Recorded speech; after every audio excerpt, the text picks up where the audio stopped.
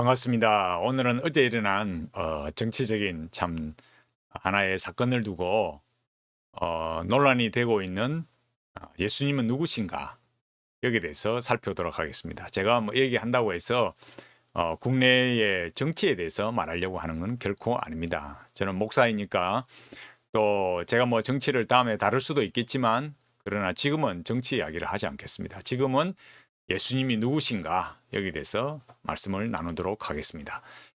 왜 이런 문제가 발생하게 되었는가? 또 기독교의 변질이 과연 무엇인가? 오늘날 현대의 기독교는 무엇인가? 여기에 대해서 우리가 알아야 하기 때문입니다.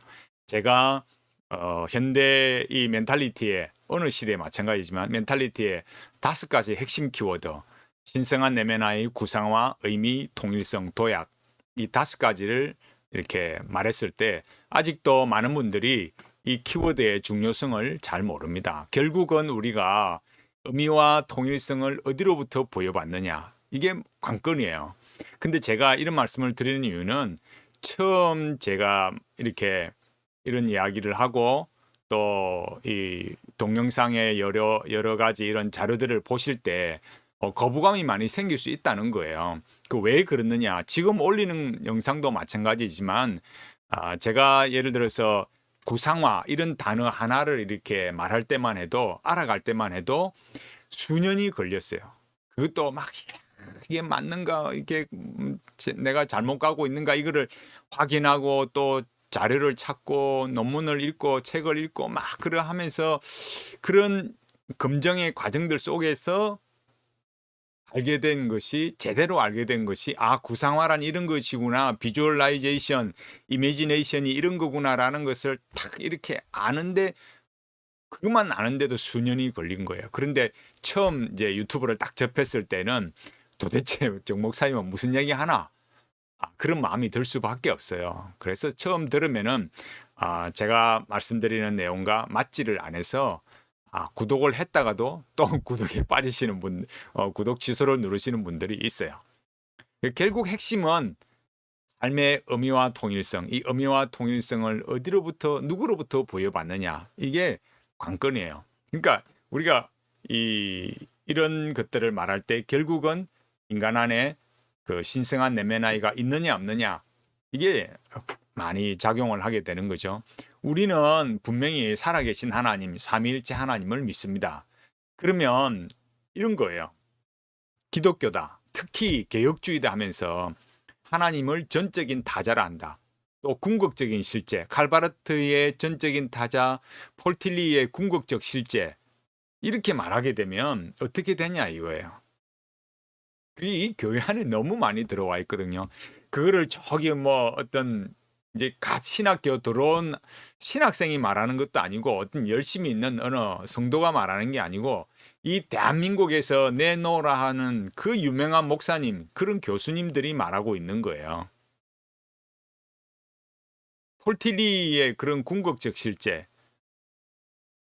기독교 상담학이라 하면서 폴틸리, 칼융, 폴투르니에 이런 사람들을 가져와서 그 사람들 뭐 합니까? 관상기도 하고 종교적으로 이 영성으로 신성화되는 길로 간 사람들, 선불교로 결론이 난 사람들 이미 그렇게 갔잖아요.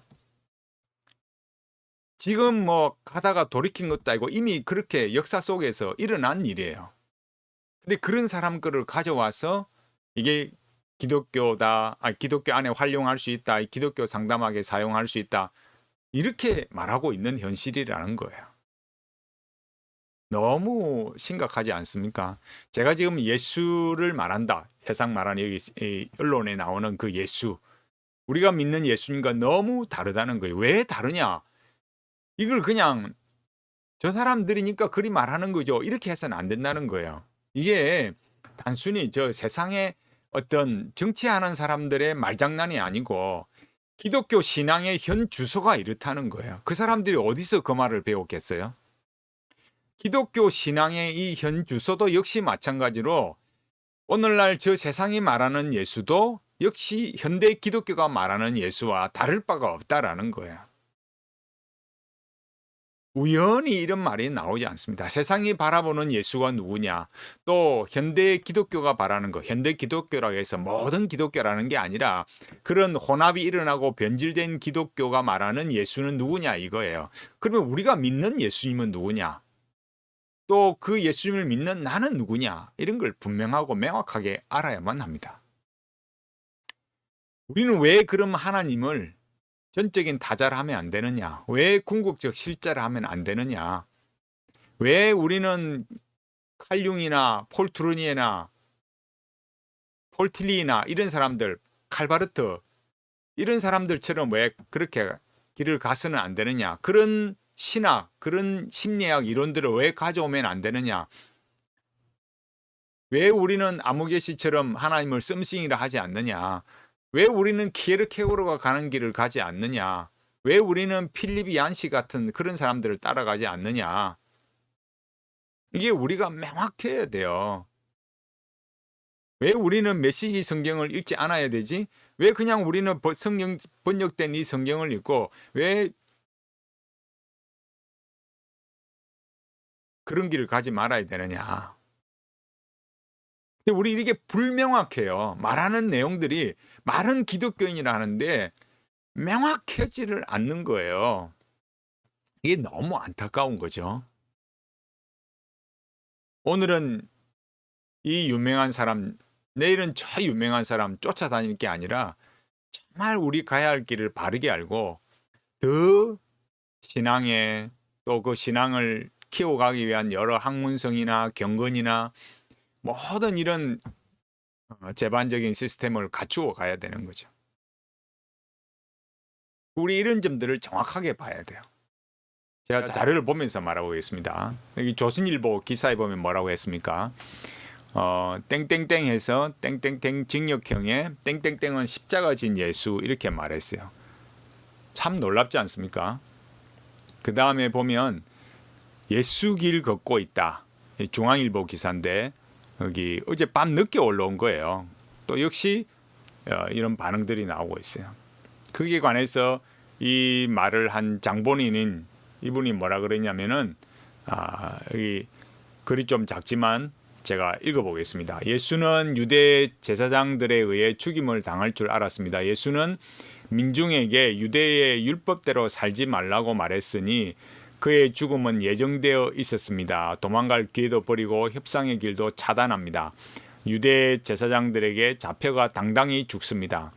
저는 기독교인이 아닙니다. 예수가 하느님의 아들인지 부활을 했는지는 관심 없습니다.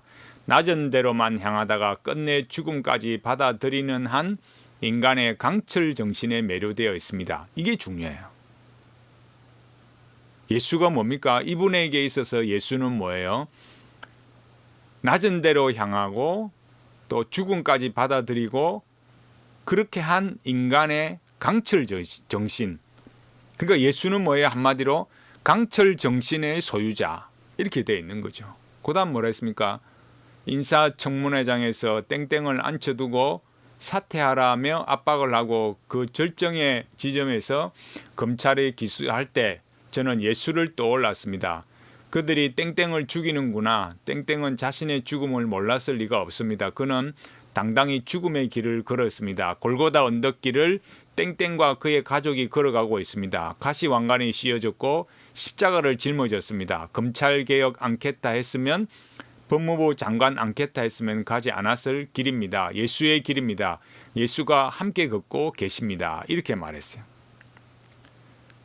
그러니까 한마디로 예수, 이분이 말하는 예수는 그런 자기가 그런 십자가의 그런 자기가 가는 길을 십자가의 길이라고 생각하고 개혁을 향해서 가는 그 사람, 그냥 인간 예수, 강철 정신, 이게 중요한 거죠. 여기에서 이 강철 정신, 이게 중요한 거예요. 이게 핵심인 거죠. 근데 여기 보면 참 놀라운 게 있어요. 여기 보면은 밑에 보면은 여기 이 글 내용을 이렇게 잘 보면 저는 기독교인입니다. 그러면서 여기에 나오는 말이 참 재밌어요. 여기 뭐라고 이렇게 되어 있느냐? 여기 나오는 글이 여기 뭐라 했어요? 황 선생님의 말씀이 전적으로 옳습니다. 땡땡땡이 가는 길은 예수님이 가신 길과 전혀 다르지 않습니다. 불의한 자들에게 모함을 당하고 부당한 판결을 받았으며 온몸과 마음이 다 깨어지고 부서지는 고통을 당했습니다. 그러나 땡땡은 가족들까지 다 풍지박산 초토화되는 아픔을 겪고 있습니다. 예수님께서 땡땡과 함께 걷고 계십니다. 하나님께서 불의한 자들을 반드시 심판하실 것입니다. 이렇게 말했어요. 그러니까 여기 이 기독교인입니다. 이렇게 말을 했지만 이 중요한 내용이 무엇입니까? 이 말하는 내용을 잘 보면 이 내용이 결국 뭐예요? 예수님이 가신 길을 땡땡도 같이 가고 있다. 이렇게 말하고 있지 않습니까? 그 다음 여기 보면은 또 이 글에 보면 예수님을 심문한 빌라도 총독은 그가 무죄라고 판단했다. 그러나 빌라도는 예수를 고발한 유대 제사장들의 압박을 감당할 수 없었다. 빌라도는 유대 제사장들에게 물었다. 바라바와 예수 둘 중에 하나는 풀어주겠다. 누굴 풀어주길 원하느냐? 유대 제사장들은 살인강도 바라바를 풀어주고 예수를 죽이라 했다. 빌라도는 손을 씻으며 이 사람의 피에 대하여 나는 무죄하니 너희가 당하라고 했다. 2000년 후 대한민국에서 이 재판이 재현되었다. 이렇게 말했어요. 그리고 여기 이제 이렇게 말을 했는데 이런 이제 내용들을 말하면서 결국 말하는 내용은 역시 예수님이다. 그런 관점을 유지하고 있는 거죠. 근데 제가 여기서 말하려고 하는 것은 우리가 이 현대의 신학의 흐름을 우리가 잘 봐야 된다라는 거예요. 그러니까 현대 신학의 흐름이라는 게 뭐냐면은 이 지나간 기독교와 다르게 지나간 기독교는 뭐냐면은 명제적 접근 방식이었어요. 그 명제적 접근 방식이라는 것은 그 예와 아니오를 정확하게 말할 수 있는 어떤 객관적인 사실을 두고 있다라는 거죠. 내러티브 접근 방식이라는 거, 현대의 이 포스트 모더니즘 방식에서 자 여기 적자를 좀 띄웠는데 그 내러티브적인 방식을 가지고 있어요. 그러니까 여전히 진행 중에 있다. 역사는 계속 미완성의 과정이다.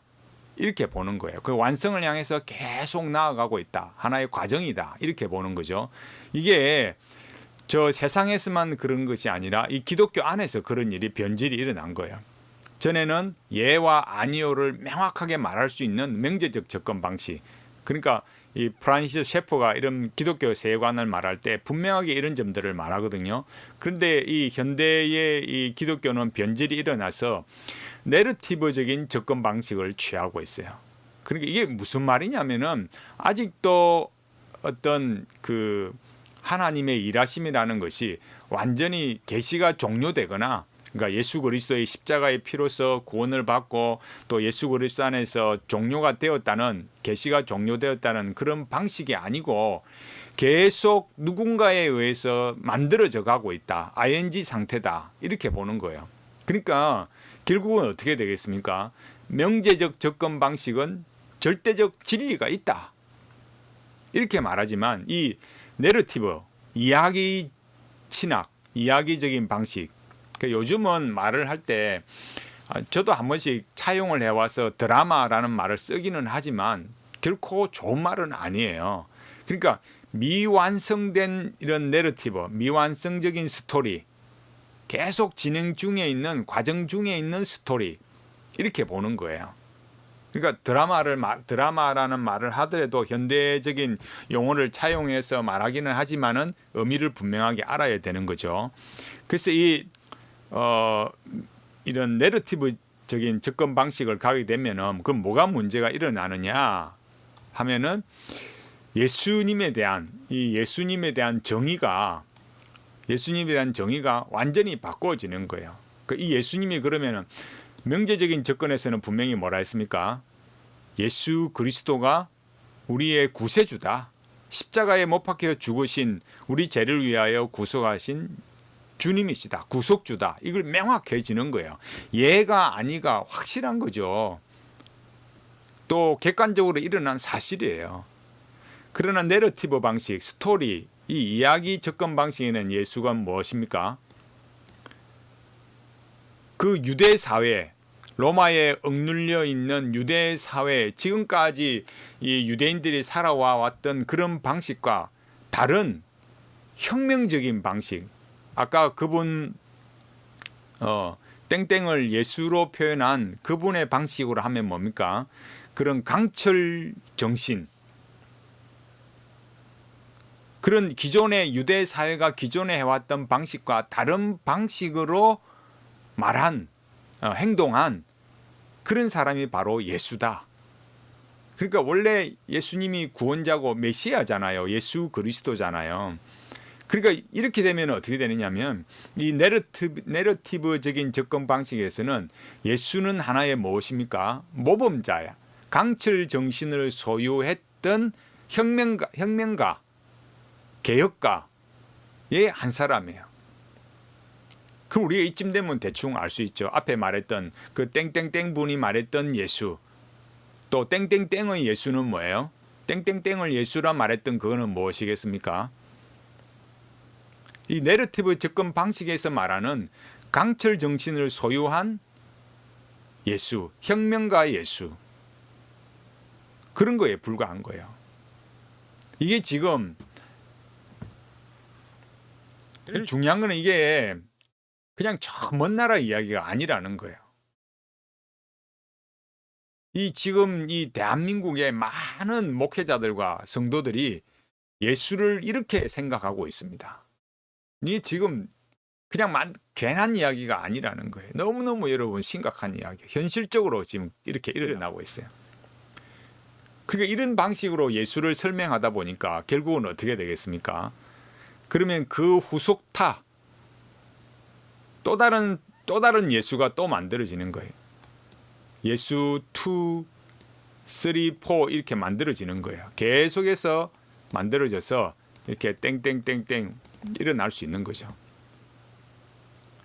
그 사람이 또 다른 개혁을 하는 어떤 강철 정신을 가진 그 사람이 나오면 그 사람도 예수고 또 제 3번도 예수고 4번도 예수고 5번도 예수고. 그러니까 오늘 그 아까 땡땡땡 분이 말한 대로 하면 뭐예요? 그런 강철 정신으로 개혁을 해 나가는 모든 사람은 누가 되겠습니까? 그 사람이 예수가 되는 거예요. 왜? 이 내러티브적인 방식에 속한 사람이니까.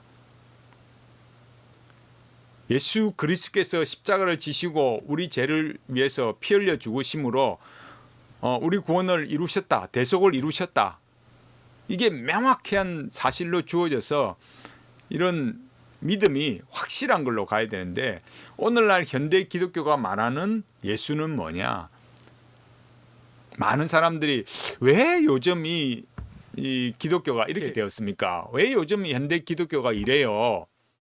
라고 말하는 거에 그 대표적인 것 중에 하나가 바로 이런 내용으로 예수를 이해하고 또 심지어 설교하고 있다라는 거예요.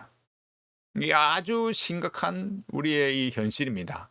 우리가 이런 내용들을 분명하게 알고 우리가 좀 이런 현실들을 일어나는 이 정치적인 일로만 보지 말고, 와, 저런 사람들이 예수를 말하는 그 내용은 무엇일까? 그런 실체를 우리가 잘 알아야 된다라는 거예요. 지금은 우리가 이 포스트 모더니즘적인 사고방식 속에서 이 시대 속에 살아가고 있습니다. 예수는 너무너무 성경이 말하는 그런 우리가 믿고 고백하는 예수와는 이 현대 기독교의 예수는 너무 달라져 있습니다.